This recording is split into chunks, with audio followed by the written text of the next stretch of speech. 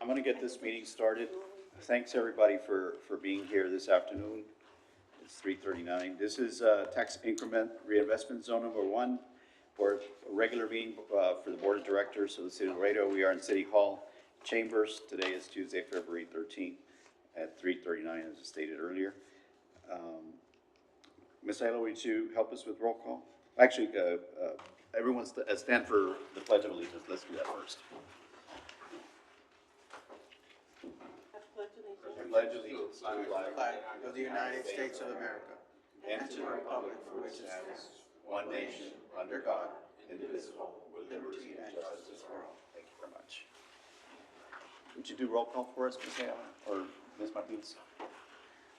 Mr. Justin Heather, Present. Mr. Joseph Neb, Here. Ms. Rosario Cabello, Here. Mr. Wilfredo Martinez, Here. Mr. Jose Ceballos, Here. Ms. Carol Alexander, Here. and Ms. Vanessa Guerra. Here. Chairman, you do have a quorum. Thanks, everybody, for being here. Thank you for the roll call. Going right on to our agenda for minutes. Item 4 is approval of minutes. Item 4A, approval of minutes for January 9th, 2024. Those were provided to you ahead of the meeting. They're in your packet. Please take a second to look over them and finalize your any comments or feedback on those minutes.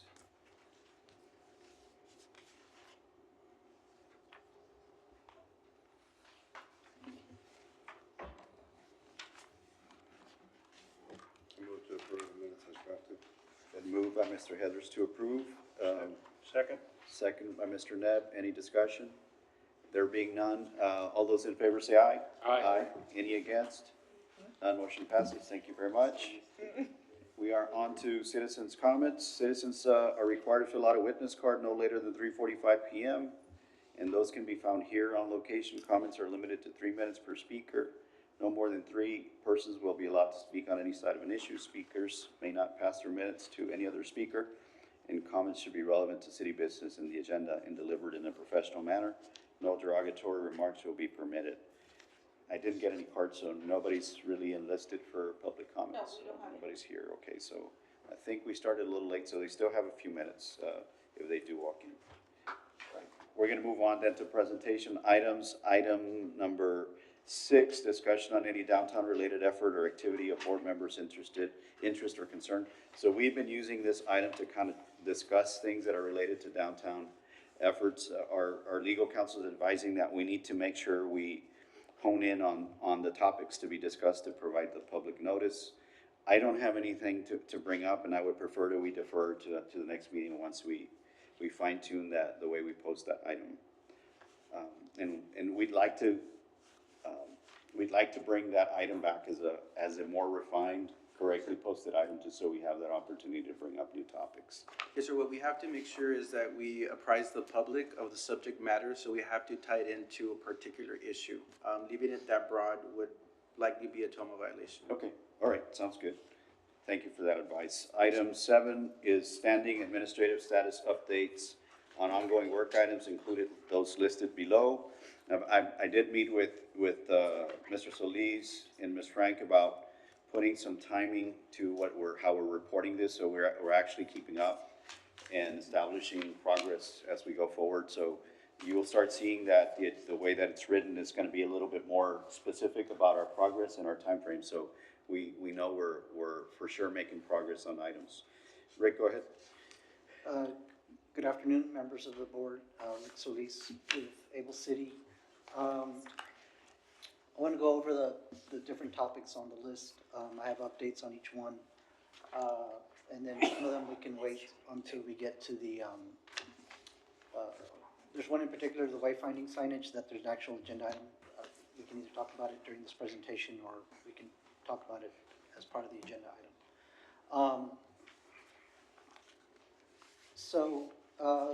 The first item is related to the design guidelines, which we've worked with, establishing those with KCI as part of their overall phase 1 design services. We've been working hand in hand over the last year, making sure that it's all sort of working hand in hand. We'll talk about the monument signage procurement, mural program, wayfinding, and the TxDOT MPO project. This is a draft, and I say that because we are in the process of bidding out these documents currently. In fact, I think there's a pre-bid meeting tomorrow at 10 a.m. here at Amon's office. Hopefully we get some bidders to show up. We'll make some calls and see if we can get people to show up for that. So with that said, what I'm going to show you today is what's in the plans right now. We've also made alternatives, right, to make sure that we cover ourselves with all the costs are concerned. Ultimately, at the end of the day, we're going to be able to afford something, right? And so I don't want to say that these are final because we may have to come back and change some materials just to make sure that we stay within the budgets that we have prescribed for this project. But in any case, you know, we have presented this a while back, you know, our design guidelines and manual. We're talking about paving materials, street lights, landscaping, street furniture, and signage, which we've been reviewing quite a bit here. We want to, you know, create uniformity and consistency throughout the TERS boundaries and include a variety of items to create a welcoming, beautiful, and aesthetically coherent public realm. So with that said, you know, this is sort of like a overview of the items that we're going to be looking at. And this is an older rendering that we just used to.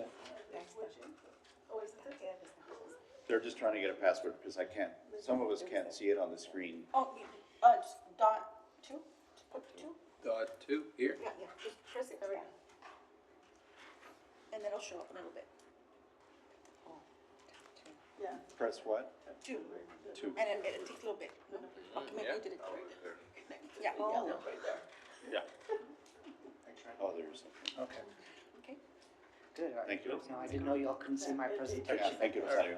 I was just plowing right through it, you know?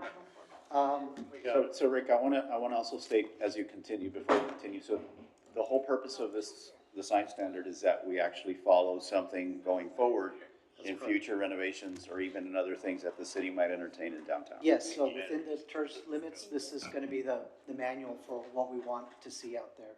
Takes a lot of the guesswork out, and as new projects are being done, I know we've had conversations about the fact that the paving is all different downtown, because somebody decided this is what we wanted here, and somebody decided this is what we wanted over here, and they don't look alike at all. So we're really trying to standardize a lot of those design details.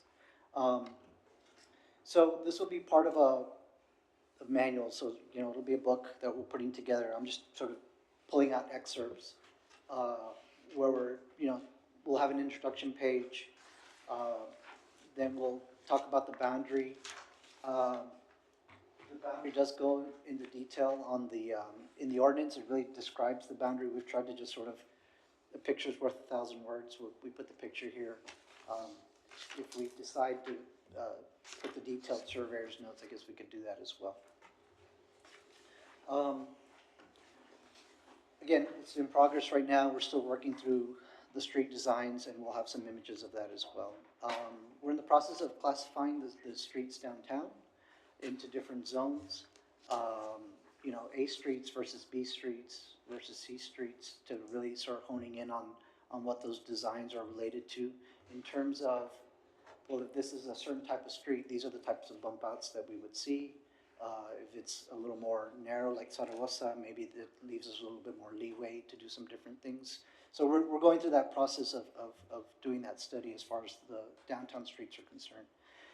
And I know that the TERS we sort of focused on the three main streets, right? The Zaragoza, San Agustin, and Iturbide, but I mean, everything is included. So we want to make sure if there's an improvement that's done on Scott Street, well then we have an idea of what's allowed or what's acceptable in those areas. You know, this is more urban design guidelines. Obviously we would like to see some of these placed into our design guidelines for the TERS. Again, it's a draft. We can go through this. You know, we can talk about how much guidelines we want to place on people when they're designing and working downtown. So this is a diagram that shows all of the proposed sidewalks and finishes that we have currently in the project. You can see all concrete sidewalks, 36 by 36 scored concrete, like what's in front of La Posada. That's sort of the standard. We talked about doing a different plaza stone on the raised intersections. The type of brick that we want to use for all the detectable ramps, so all of the handicap ramps, as you approach a ramp, you'll get that little bump to tell you that that's a handicap zone. All the paver types, colors, selections. Again, it's a draft. Like if there's something, a color you guys don't like or something you want to look at, but this is sort of what we're looking at in terms of the different materials that we want to use for sidewalks and crosswalk finishes. To be clear, you provided alternates, right? Yes. So some things may be too expensive to afford. That is correct, yes. So if it might be all concrete, but at least we have an idea of what we'd like to see out there.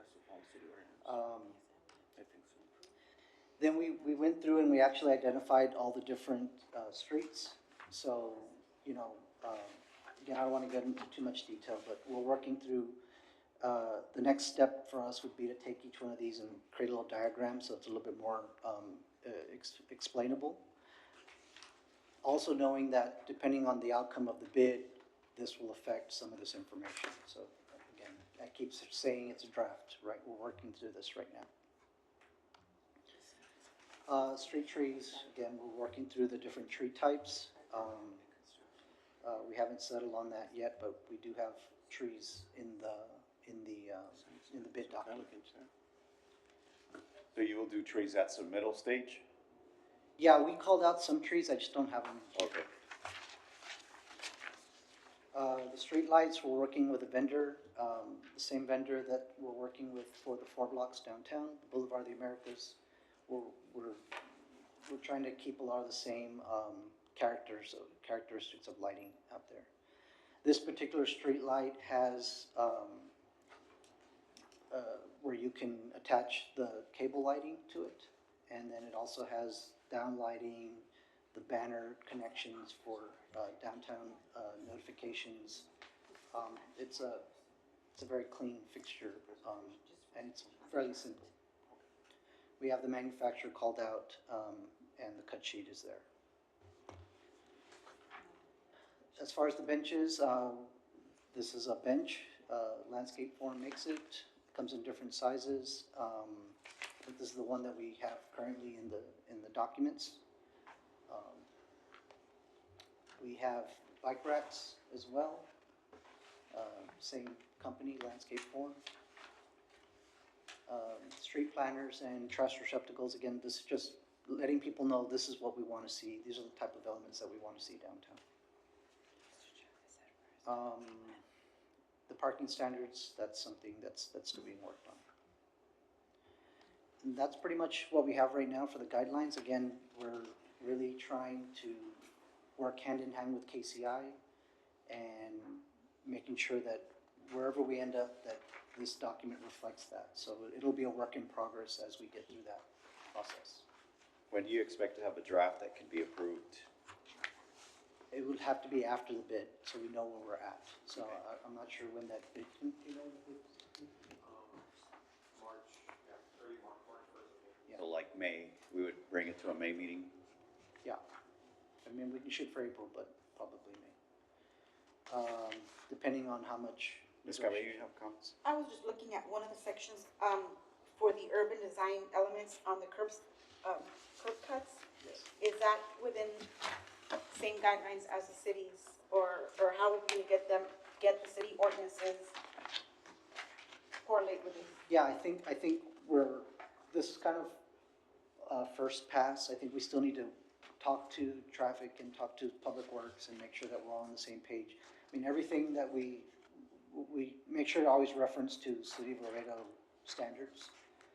So we'll make sure that we take care of that for the final document.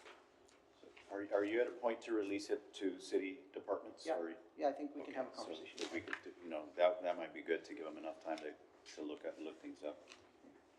And And I will review with our legal department to see what other steps the city would have to take to implement this, because the TERS could recommend this plan, could recommend these TERS guidelines, but there has to be a mechanism that the city might need to take to implement them as ordinances and to ensure that they don't interfere with any public safety or other ordinances that already exist in the downtown area.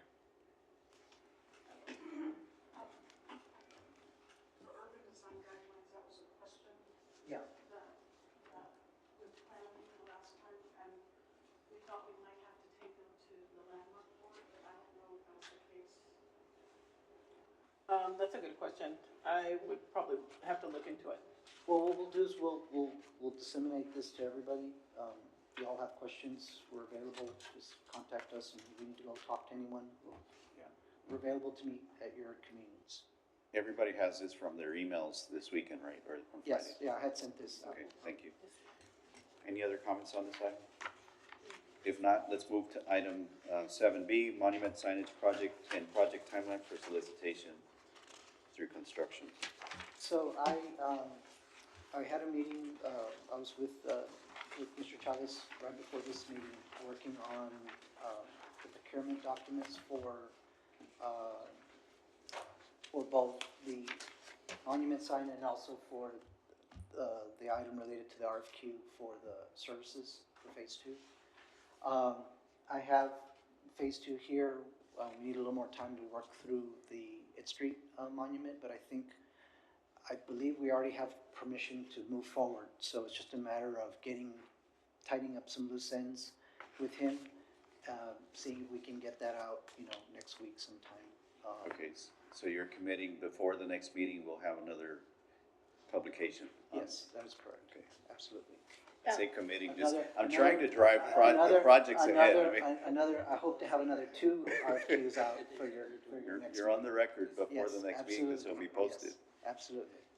Chairman, just to clarify, since this wayfinding monument project does include city funds, we will be having to follow the city procurement process. So I think that is why you're also working with the city engineer to make sure that the specs, but it is city money, so and it's over 100,000 that is being placed from the city. I don't know if it's 80 or 100. 100? CDB 80. 80 from the city, so I would think that it would need to go through the city procurement process. Well, Yeah, this, we've only folled city process because that's required in our agreement. and this monument is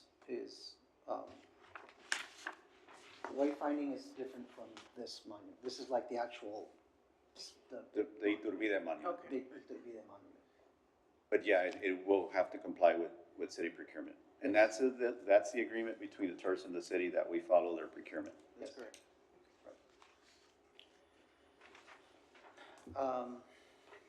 Okay. Any comments or questions on this item for Rick?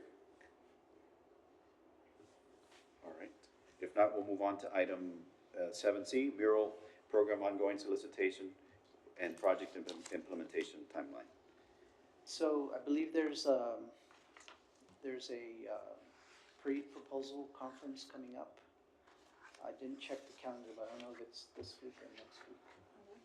Ms. Castillo's in the back. I wonder if she can update us. Also, I have a question. Ms. Cabello, go ahead. Did we end up fixing the lowest tier of mural, like the 500? Because I know that it would require insurance, and for them, it would not be worth it. Did we fix that problem? No, that was never, that was not addressed? revised as far as the Because we want to smallest attract as one. many people as possible, Right. right? And so at the lower tier, the city asks for certain liability insurances in case something were to occur, God forbid a fall or whatever. And would it be worth it for someone with a $500 mural to be able to have to go through those hurdles?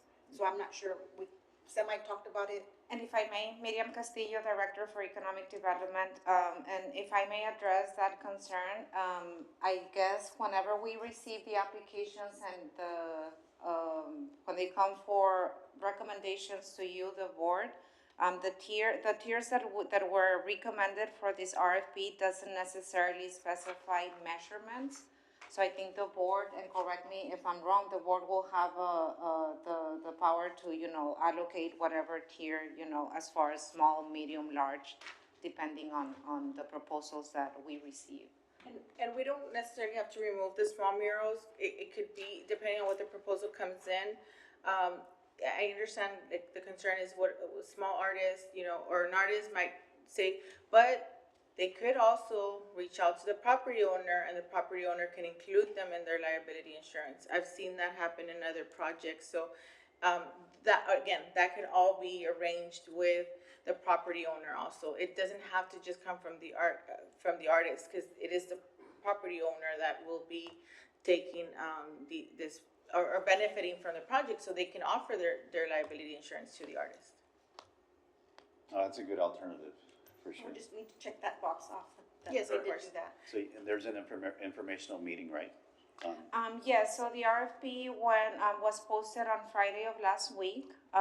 There will be, or there was an ad in the newspaper this past Friday. There's gonna be another one this coming Sunday, and an informational session has been scheduled for February the 28th at 10 a.m. at the Laredo Public Library, and we've been working alongside the partners that are involved in this program to make sure that we have all the details and the information that will need to be provided. As far as the timeline, we're hoping that the RFP was released on Friday, like I mentioned. We're hoping that we're going to leave it open until March the 8th, so we're giving it a month.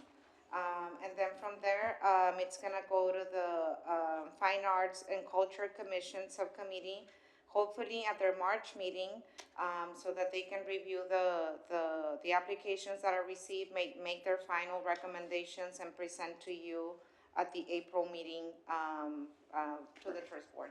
So that's a tentative timeline that we have. Of course, it will all depend on how many applications are received, and if there's a need to extend the deadline, and if that's something that the board will consider, we can certainly look into that. Ms. Cabello has some Yes, follow-ups. I'm so sorry to keep asking. Just been through it with another project. Did we put specifications on what type of paint and what type of primer to be able to be used on these murals? The application does require for them to specify and list the type of materials. I assume that that's something that the commission will be looking into, since they are the experts and.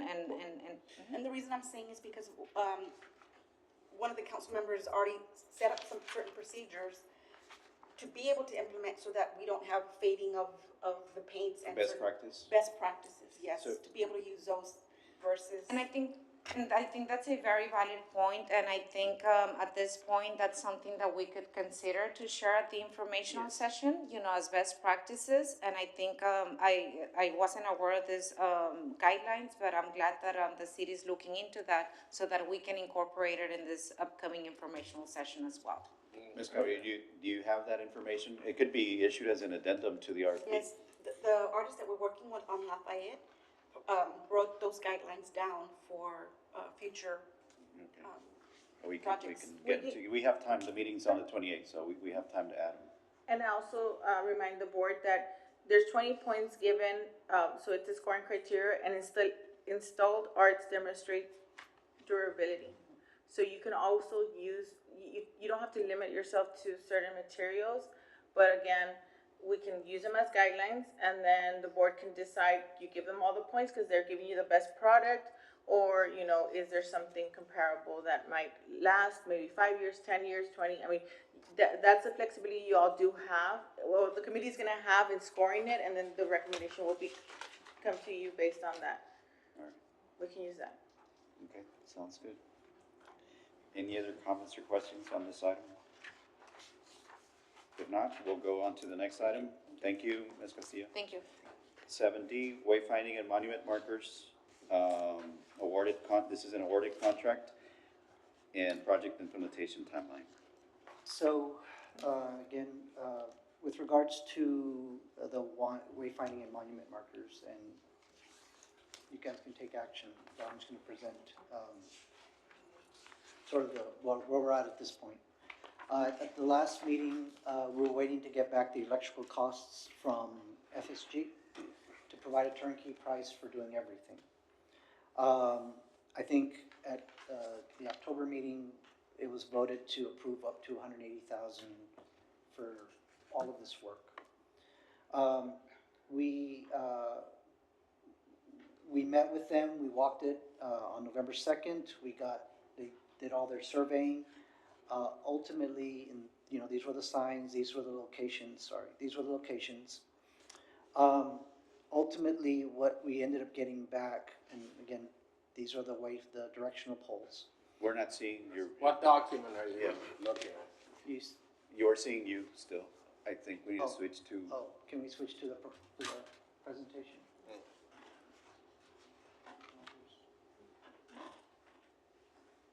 there you go. Okay. Hey, Sorry. We were trying to be polite, but it's like. Again, I'm looking at this, right? I wasn't even looking at that. So these were the 6 locations that we found. We did walk it with FSG. These were the signs that were approved. We have, we also talked about the directional poles. We have located about 15 of them. And option 2 was the one that was selected. We presented costs at the previous, where we approved the amount, the up to 180,000. So for the illuminated signs and the directional finding,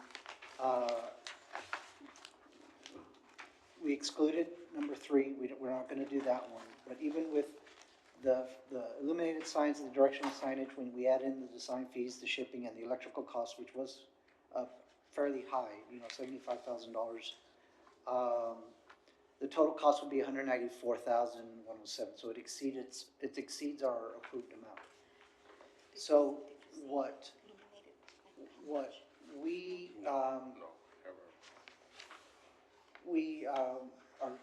would like for y'all to consider some options as far as that's concerned.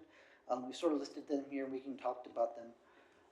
Obviously, we could rebid the electrical work for a local contractor and see if we could get a lower cost. The only drawback with that is that we were doing this as a turnkey thing, and it's like one person that we deal with and they take care of everything. That's not to say that we didn't deal with an electrician. It just requires a little bit more coordination, but I think that can be done. So that's certainly an option.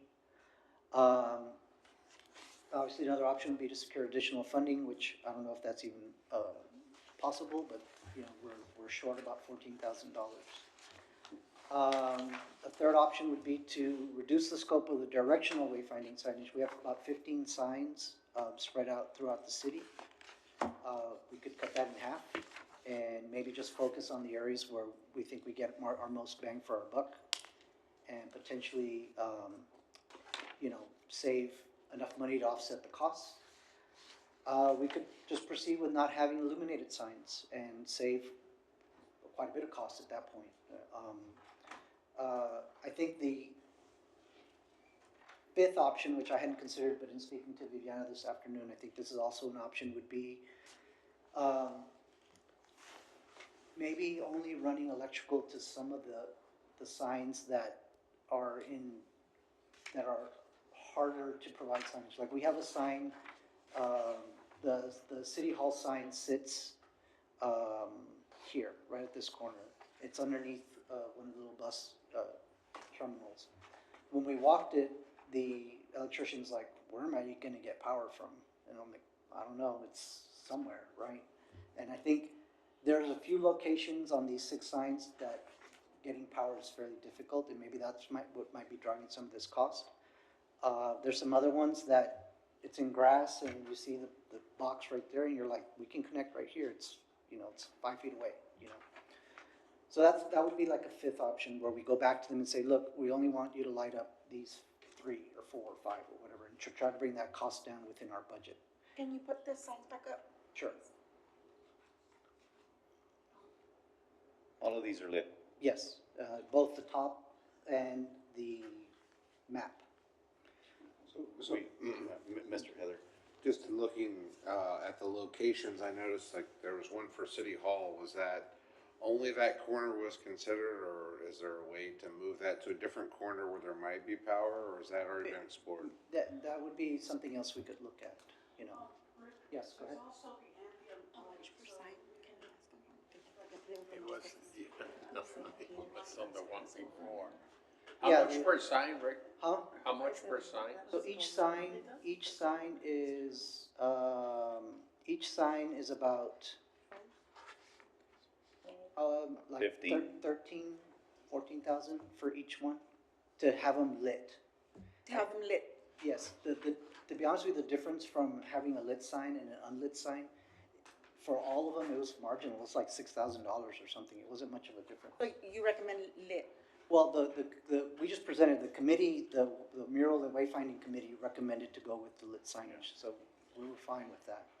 I think if we want to activate downtown, nightlife, all that stuff, I mean, I think it benefits it to be. I agree with that, because that's one of the things that we've talked about in the bid, and we've talked about in other meetings, is the need for additional lighting downtown and Yeah. any increment. Ms. Cabello, you have a comment as Well, well? no, the city manager's gonna kill me. City manager. He's far from you, so. I was the one that asked to go find out the price on the electrical, because if we're gonna do this, we have to do it right. And So so, what if we get sponsorships? For example, I'm looking at El Metro, maybe Transit could Some sponsor one. assistance, yeah. City Hall could pay for ours.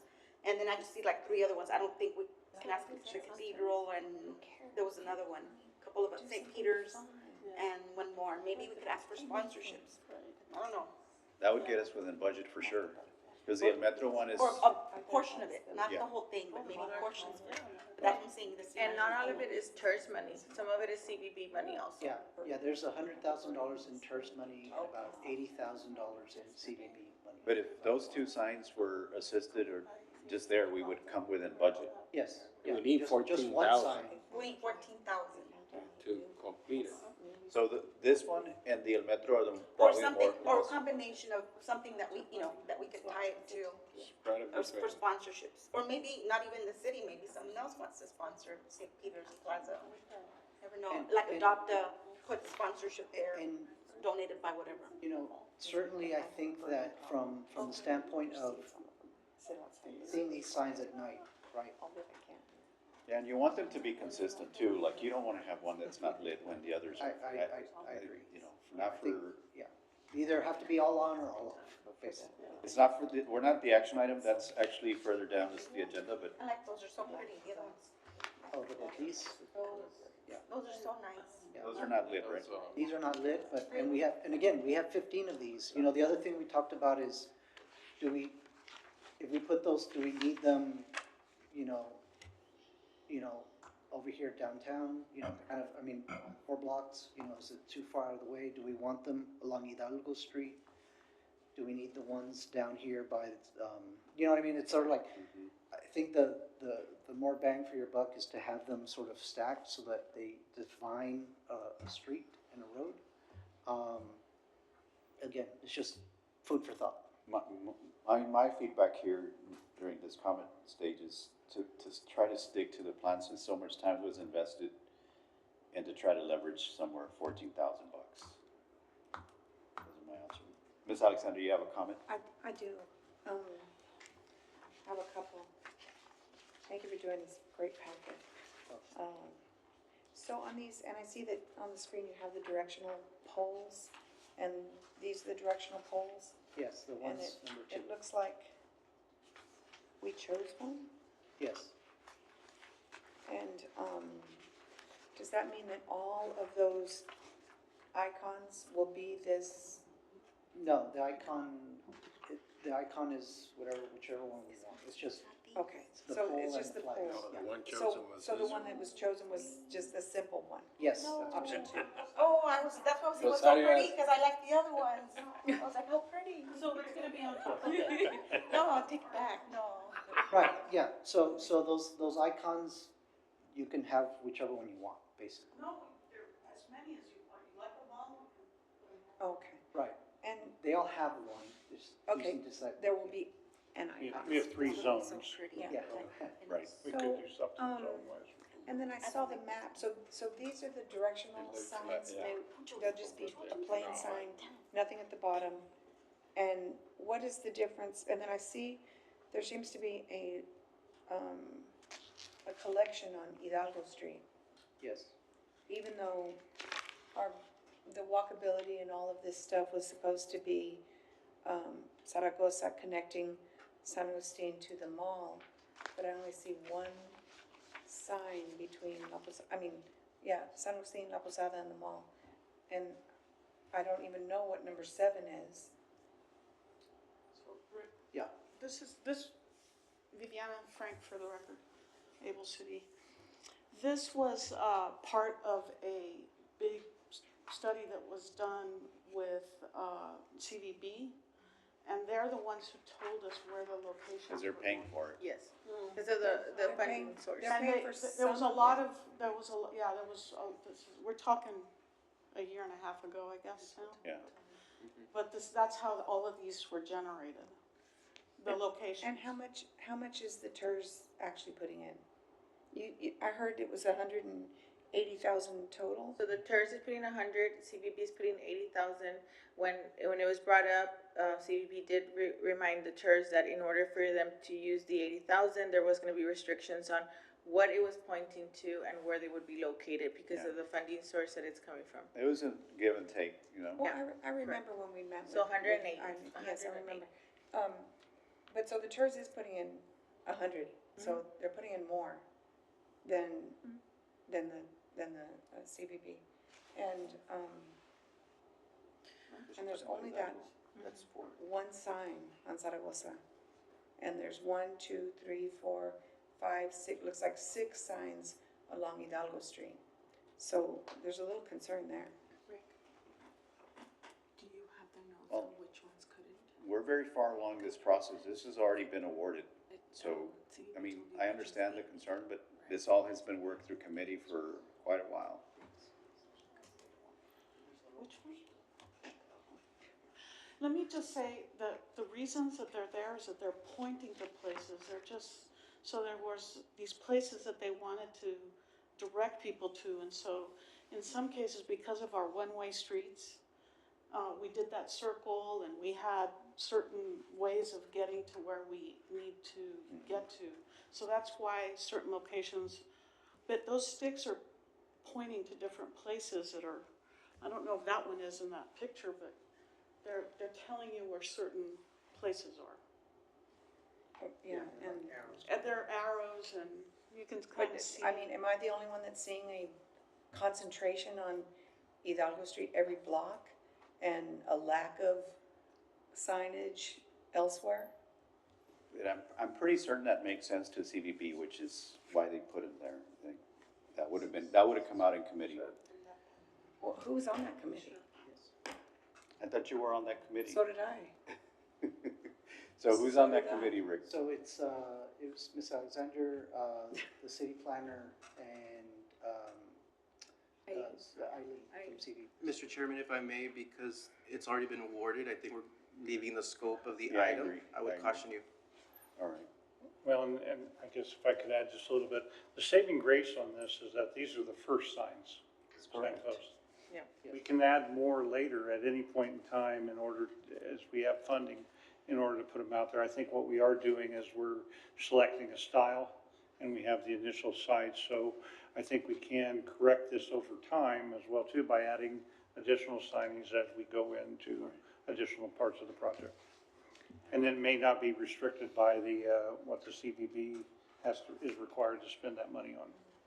Yeah, I mean, we would hope they would continue to partner with us, so I'm not we sure why leverage. they're all there, either I'd have to ask, find out exactly And why. I thought I was on this committee, and so I definitely would have noticed this at the committee level. Yeah. Right, but I don't think we have, I never was part of Right, whatever the the. decision-making, yeah. Yeah. All right. And I was interested, So, pretty easy to Yeah, get a we gotta hold do of. better at that. Yeah. However, all right, let's take any final feedback on this item before we move on. And I would like this to be reflected in the minutes, because I see the minutes, and it seems like some of my comments are unclear. And so I would like it to be clearly reflected that our objective here was to enhance the walkability between San Agustin and the $60 million outlet mall along Zaragoza, including San Agustin Avenue and and to connect the existing operating businesses on Iturbide Street. And that we should always, at the committee level, keep that in mind when we're spending money. Sure. Well noted. All right, we're gonna move on to item 7E, the Transportation Alternative Program, MPO Texas Project Funding for Salinas Avenue. You'll see an interchange, you'll see this called as Phase 2, which are Salinas improvements and also discuss project timeline. Rick? So I did contact Mr. Mendive with MPO, and he explained to me that that they're still pending to hear from back from TxDOT, that they were reviewing the numbers and that they would schedule a follow-up meeting to go over the advanced funding agreement. He did mention that they would follow up with TxDOT to see when that meeting was gonna happen and let us know. Okay, so that's my same understanding. We're waiting on the draft of the advanced funding agreement to come back to us. Any questions or comments on this item? If not, we'll jump onto action items. Item 9, updated discussion and possible action related to the ongoing Phase 1. I'm sorry, I skipped something, right? Presentation. Yeah, presentation and update by the City of Laredo, it's item 8. Presentation and update by the City of Laredo Finance Department on the financial condition of the TERS. I understand, and it's in your packets, part of what I wanted to talk about is to eventually, hopefully before the next meeting and definitely before the award of the current solicitation that's out for construction, that we have a workshop and that everybody has an opportunity to look a little closer at set-asides that we've obligated, kind of have a hard stop for the board to really understand where our commitments are, both with what's being bidded, our debt service, pledges. In this case, it's not just a pledge, it's a commitment for that TASA MPO project, Phase 2, so that if there's an opportunity to do something else or to continue to escrow, that decision be made at that workshop. But so you have this before you, kind of take it with you and study it. And also acknowledge our administrative expenses in terms of administrative and design expenses too. So I know that this doesn't break that down to that level, but for the workshop, I'm sure we'll have all that and we can look back and kind of make decisions about what's next. There is one kind of out there is the fact that we pledged a particular amount for the TASA MPO funding, and the advanced funding agreement is going to come with a reduced match. Hopefully, that's what we understand. Instead of the 20%, I believe it's 20%. It should be about 8.8 or so. Because Webb County continues to be a economically distressed county, so that drops that down. Hopefully by the workshop we can have that in writing so we can actually pin that down. So those are my thoughts on that item. It's not for action, but unless somebody wants to discuss the balance sheet and the statements. Actually, I do. Go ahead, Ms. I just, Carrillo. before I said the other thing, I just noticed right now the interest earnings, we have an excess of $108,000 that we could do something with, like the shortage also. Right. That way. Well, the excess, I hadn't seen this. well, remember, everything on the bond, we are gonna pen to see how much our project number 1 comes out to. Right, but there's unbudgeted, like it's an Oh, excess yes. of, right? Because we only budgeted $55,000 in interest, Oh, I yet we're see. over, so we have an additional $108,000 more in interest that we hadn't counted on. Yes. Okay, so that's going to help us with to an extent. Thank you for raising that observation. Anything else? Okay, so I guess the idea is hopefully you all agree that we set some time aside, maybe in lieu of a full-blown meeting, is to just do a workshop. And if we have 1 or 2 items, we'll put those in, but focus on, I say the word hard stop, but really an understanding of where our obligations lie. And then after we award, this construction contract, decide what's next. That's, again, not for action, but those are my thoughts. Very good idea. All right, so we'll move on then to action item 9, update and discussion with possible action related to the ongoing Phase 1 FIRST Number 1 competitive procurement solicitation and project timeline. This has been a standing item just to give us an update of where we are. And I think Edward's gonna bring us up to date on the latest.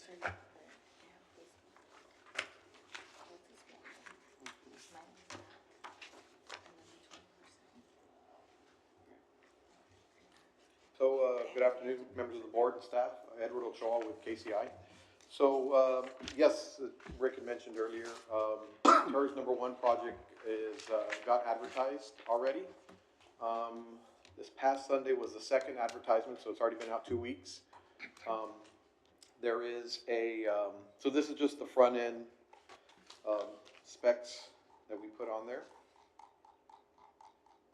Just kind of wanted to get to, this was a notice to bidders that went out. So,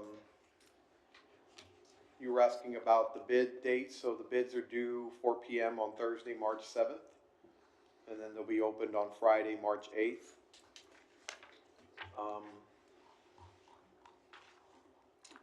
They were advertised on February 4th and then February 11th. So they were in the paper these past 2 weeks. This second part here is the information to bidders. Again, just before we packaged all of this bid package up, Mr. Chavez and I and Rick and some of the other design team members kind of met pretty extensively to kind of figure out how to put this together. I guess at the request of the board, we were looking for a competitive sealed bid. And so based on the information that we got. Field proposal, right? Field proposal, yes, sir. Competitive, and we put the wording in there.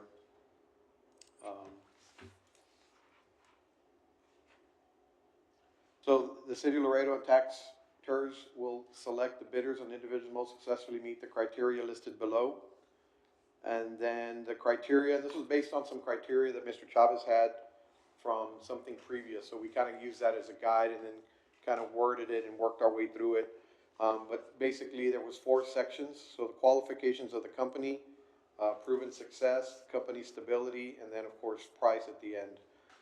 Then we broke down each section and had the wording all of there, so that very much up front in the information to bidders, the bidders have this. They know how they're going to be graded or how the selection will go. So this is just part of the bid package. I did kind of want to share that with you. Firm stability, and then on the price consideration, we basically set a formula in here on how that will work. So if you're the lowest bidder and the maximum is 30 points, you're going to get 30 points. If you're the second lowest bidder, depending on how close you were, it'll work into a percentage basis, and then so you'll get less points after that. So as the example here, if the cost was 100,000 and if the low bidder was 100,000 and you were at 125, you'll take the 100 divided by 125, which basically works out to be the percentage of how close you were, times the points, and then that's your points. So we wanted to make that very clear. We kind of sat and talked about that when we put it together. But that the bids went out, and let me get the plans open. Edward, you have a pre-bid meeting? Yes, sir. So the pre-bid meeting, I'm sorry, I meant to get to that in this other one. Just one, or? There's one pre-bid meeting that we had scheduled. It's scheduled for February 14th, which would be tomorrow at 10 a.m. So we were going to have a pre-bid meeting at the engineering department, and that'll be where, we go through the plans extensively with the bidders, and of course take any questions that they may have, and put a list of questions, and come back with addendums if we have to do addendums or answer their questions. So that will be tomorrow. Yes, sir.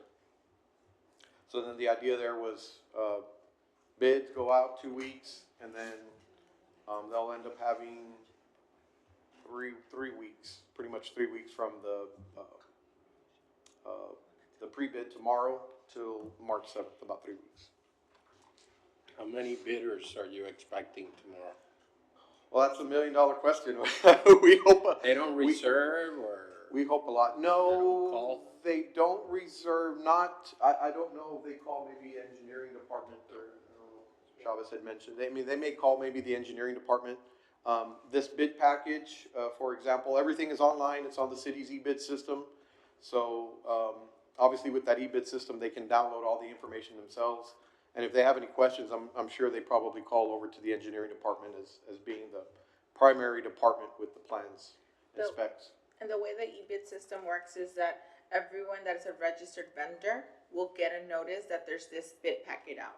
So any contractor that's currently, good. doesn't stop any new contractors from registering, but if they're already registered and they've ever bid on anything, or they're just registered, they'll get a notification that they can go in and look at this bid packet. That's great. That's great.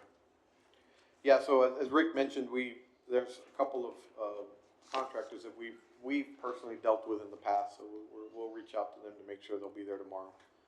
But so everything's basically out for them, so we're looking forward to tomorrow and see who comes in with the pre-bid meeting with some questions, hopefully.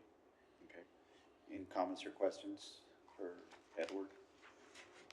I don't think we need action on this item, so we can, if there aren't any comments, we'll move on to thank you, Edward. Yeah, I think you're next for two, right? Item 10, update review of project drawings and discussion with possible action related to the angled parking at the Laredo Center of the Arts block. Yes, that's correct. So, angle parking project, I've been communicating with, Mr. Peña at the traffic, department. We communicated over the last, few weeks and, finalized, addressed some questions and how we wanted these, plan sheets approached. And so what you see here is our signed and sealed plans for the angle parking. So we put that together with him. Basically, the 4 sheets that you see here, we show an existing condition sheet, which shows what's out there today with the parking spaces. The second sheet here is the dimensional and striping plan for the angled parking with the parking meters being relocated.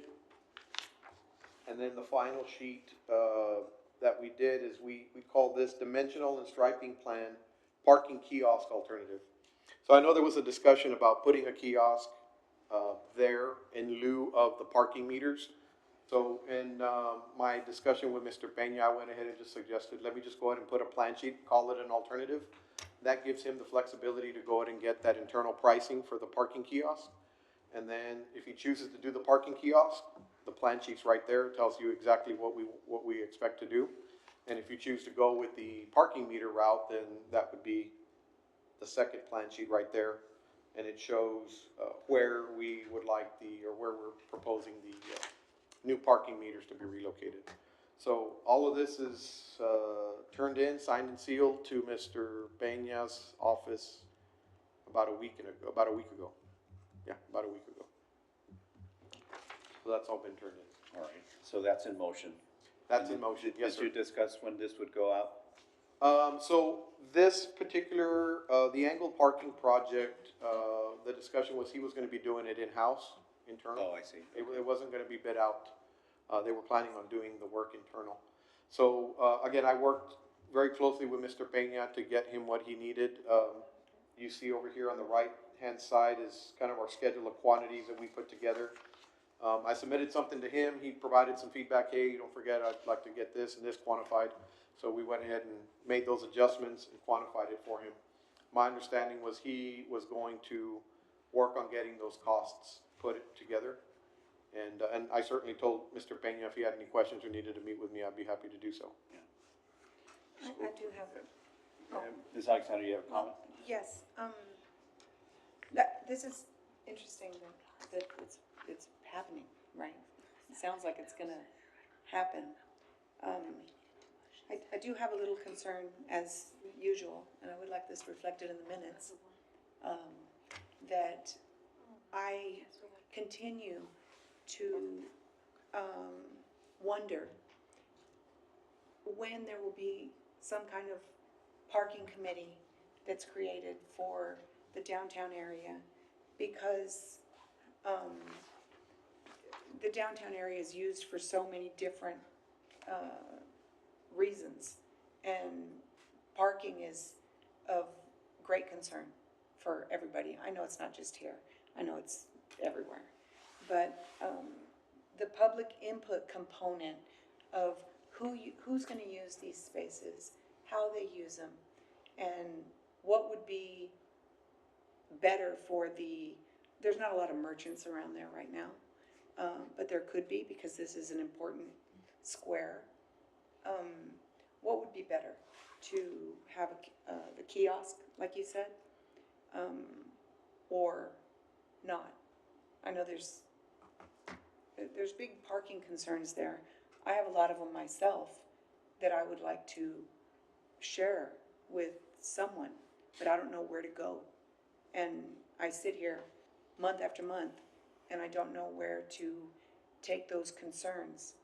And I have requested that there be some kind of parking. Where does someone go to with downtown parking concerns to voice those or be heard? And so we're moving forward on creating additional parking and changes, but there's no public input opportunity. I guess there might have been one here, but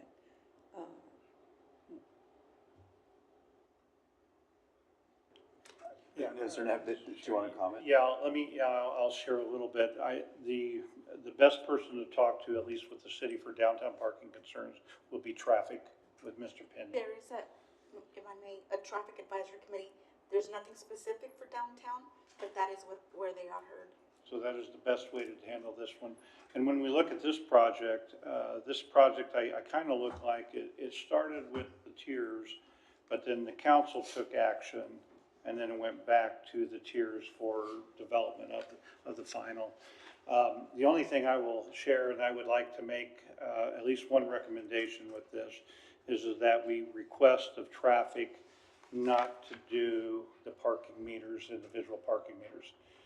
They need to do the kiosk or something else that is less obstructive on our plaza. And so I would make that motion that we request of traffic to look very seriously at a kiosk rather than individual parking meters.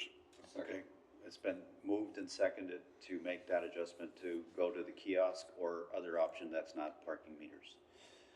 is there discussion? Any discussion? So, Ms. Cabello, there was a traffic advisory committee that met one time, and that is the exact committee that I'm hoping could be populated So and activated. they don't meet if they don't have any activity. If you would, if a request was done to the acting director, he'll put an agenda together and then we'll open up a meeting. Okay, for that, so I hope that with this motion that the traffic advisory committee could meet. Yeah, and I don't know if we're talking about the same thing. So the traffic study, the downtown traffic study called out for a advisory committee, right, which is what you're referencing, right? Are we speaking about the same committee, the downtown traffic advisory committee? There was a downtown advisory, a traffic, I don't think it was specific. It's known as downtown. Transportation and Traffic Safety Advisory Yes, Committee. that's We what have it 10 is. members on that committee. According to our website, they meet every second Wednesday of the month at 6 p.m. at traffic. So, but I expect that they probably have not met on a regular basis. That's what I find about some of these. I don't remember it being named that, Well, the safety. I don't remember it having the safety component in the name. And I was looking to see if there was another one No, of that. that's the one. It was I think it was called the parking committee. Yeah, no, I don't know about that one. okay, so we can start there and then hopefully establish some sort of downtown representation committee there. Well, Okay. Any other comments?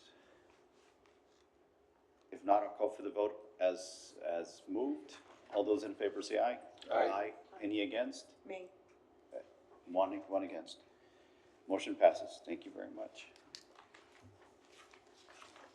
We're now on to item 11, Discussion and possible action to approve the draft of the TERS number 1 RFQ, request for qualification solicitation, and deliver to the city engineer for review, finalization, and publication to seek qualified firms with Texas licensed professionals interested in providing professional services, including surveying, civil engineering, and landscape architectural services related to Phase 2 Public Improvements Project along Salinas Avenue, and other projects as may be duly requested and approved by the board, by the TERS board, TERS 1.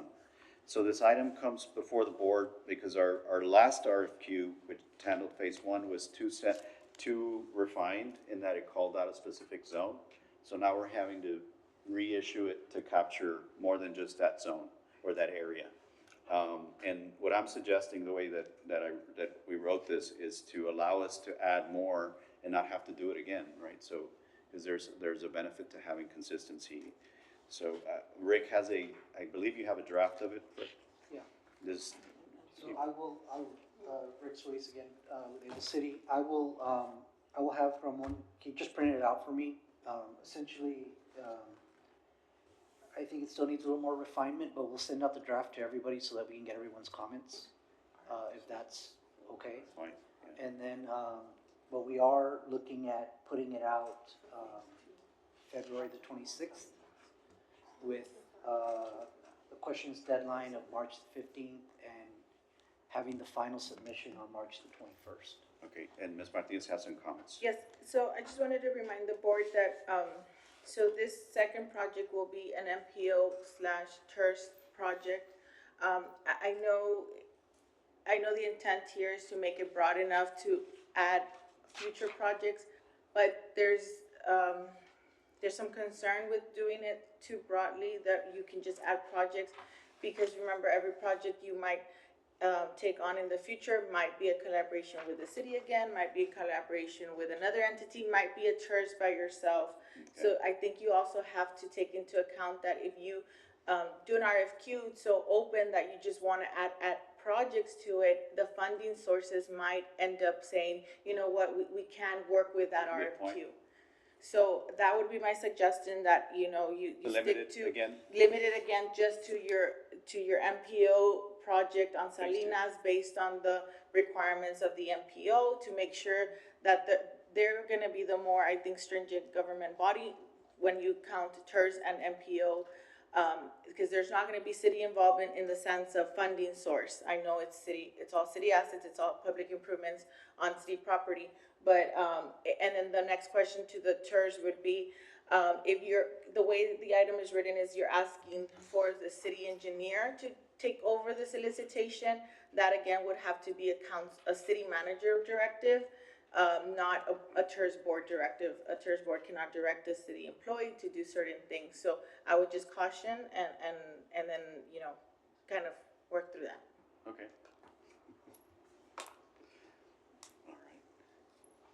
Any additional comments? Yeah, I wish I understood what this is saying. Mr. Morales, do we need to rewrite this and bring it back? So that we had a lengthy discussion, and I agree with the assessment, after talking with Ms. Martinez. And I would also suggest, I'm not sure if there's a development agreement already in place with the MPO, but that's probably a good idea too. We don't have a development agreement with them. So just one comment on that. So at least in the meetings that I attended, my understanding is that, correct me if I'm wrong, because I have been wrong before, that was only necessary if we were going to be using the MPO money for design. That if the TERS was going to be paying for the design solely, that you guys had that luxury to do what you wanted, but maybe that's not correct. Having worked with attorneys, he's gonna say, well, that's why you wanna put it in writing. I'm not an attorney, but I figure that would be his response. So, I mean, all those things are duly noted. I think they're safe ways to conduct business. I don't know if there's any other feedback. My leaning is to follow our legal advice and to make sure we're following the city structure in terms of hierarchy and channels. So as far as what do you want us to do? I guess that's my question. The urgency with getting somebody on the team is that we told TxDOT we would have a letting in the early fall. So, of that project, But the MPO hasn't they just mentioned, I thought they had mentioned to you all that they don't have an award yet. Right. So, you know, we don't have to commit to a letting date if there's no award yet. Well, you hope TechSOT's not gonna hold you to a letting period that they've delayed, but I think the sooner we get this, the better it is, so we don't run into a delivery issue on drawings. And entering into a development agreement with the MPO, I think it's still necessary, so that way you can delineate I agree with who's gonna pay for what. Yes. Scope and roll. Yeah, scope and Yeah. roll. Chair, I would just recommend going ahead and finishing the draft of the RFQ. And then with all the thoughts and the conversations in here, and then that way we have something that we can look at Right. and determine exactly what moving we're it gonna along, do. yeah. So if you can incorporate there, I don't know if it'll take a motion for that, just because we're building that, the vote will be on accepting the RFQ. So, in my mind, I would just say take under advisement as you develop out the draft. Yeah. That's acceptable to all. And I wouldn't wanna take action, let's bring it back and do it Right. cleanly and finalized, Say too. and that's the safest thing. All right. Not having any action on that item, let's move on to item 12, discussion and possible action regarding the electrical costs submitted by FSG Signs for the wayfinding monuments previously approved by the TERS #1 board. So we had that discussion earlier. Chair, may I make a motion? Sure. Based upon what Ms. Cabello had stated about some unbudgeted funding that we have in our debt service as such, I would recommend that at least on the front side, the tiers cover the $14,000. We do the full project, utilizing those funds that are there. And then we can go and have a lot of other conversations with the city or anybody else if we want to try to get the partnerships to stay that way. But I think we have funding there that is unallocated for right now. That way we can move this project forward. It's been moved. Is there a second? Second the motion. Second by Mr. Martinez. Any discussion? I would just say, yeah, we should definitely think about I agree with that notion, but also pursuing that, all right? Anybody else wants to participate for, $1,500 or $2,500, you can sponsor one of Yep. these, and we can expand it as we go forward, to other streets as well. And I'm happy to amend the motion to include that we do seek the sponsorships of those, because we may be able to get some additional signage in as well too that we haven't even thought about. So I'll amend my motion to include that we do seek out sponsorships for other partners to help us get this done. More signs. Do you accept that? Yes, I- Seconded, the amendment's been seconded. Any additional discussion? If not, all those in favor say aye. Aye. Any against? None, motion passes. Thank you very much. Item 13 is discussion and possible action to schedule a finance budgeting workshop for the TERS #1 board ahead of the Phase 1 improvement construction projects being awarded. I mean, everyone has the latest copy of our calendar for the year. I'd like to do, I mean, if it works for everyone, March 12th, and maybe do a workshop for whatever it takes, an hour, and then if we have a couple of items, try to add those items after that. But try to leave by 7-ish, 7:30 latest. Or, well, whatever, like it. what do you I think- prefer? If you wanna have a day meeting, we obviously, Yeah, I was just gonna say, considering the bids should be coming back right in close proximity, we should probably reserve that March date as. as this Our regular workshop. meeting, or As our just a workshop. workshop, okay?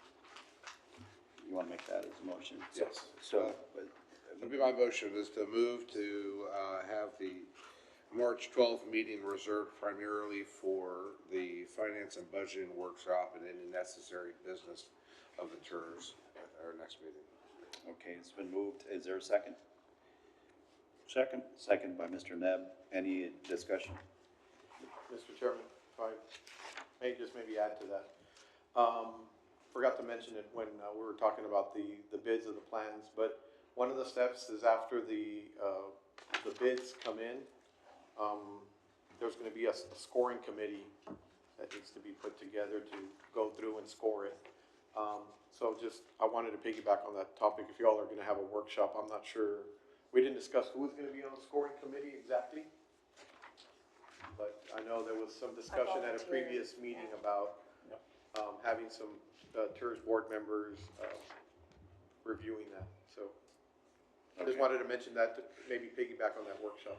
Mr. Morales, can we, appoint a committee through this item for that purpose, or can reopen does it require? You can open re-item, because they wanted a committee for this item. Okay.